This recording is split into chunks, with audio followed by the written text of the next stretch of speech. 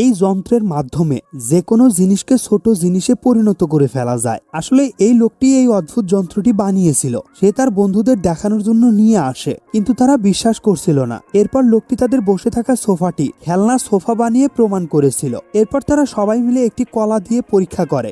বাইরে সারাক্ষণ বাস্কেটবল খেলা ছেলেটিকে শিক্ষা দেওয়ার জন্য খেলার হুইপটিকে খেলনা হুইপে বদলে ফেলে। ছেলেটি তাদের কর্মকাণ্ডে খুবই বিভ্রান্ত হয়ে যায়। এরপর তারা রাস্তায় দাঁড়িয়ে থাকা পুলিশটিকে শিক্ষা দিতে চায়, যে কিনা বারবার তাদের হেলমেটের জন্য গাড়ি আটকিয়েছিল। এরা মুহূর্তেই পুলিশের গাড়িটি একটি খেলনা গাড়িতে পরিণত করে ফেলে। পুলিশটি খুবই অবাক হয়ে যায়। এরপর লোকটি আসল জায়গায় আসে, যাকে শিক্ষা দেওয়ার জন্যই এই যন্ত্রটি বানিয়েছিল। আসলে এই লোকটির বিশাল দেহের জন্য তার গার্লফ্রেন্ডের সামনে এই লোকটিকে অপমান করেছিল। লোকটি চোখের পলকে তাকে ক্ষুদ্র বানিয়ে ফেলে। এরপর ধীরে ধীরে তার দিকে এগিয়ে আসে। লোকটিকে পা দিয়ে পিষে ফেলতেই যাবে, তখন তার বন্ধুরা কিছু একটা ভুল করে ফেলে, যার ফলে এই লোকটিও ক্ষুদ্র হয়ে যায়। ভিডিওটির পার্ট 2 দেখার জন্য একটি লাইক দিয়ে কমেন্ট করে জানাতে পারো।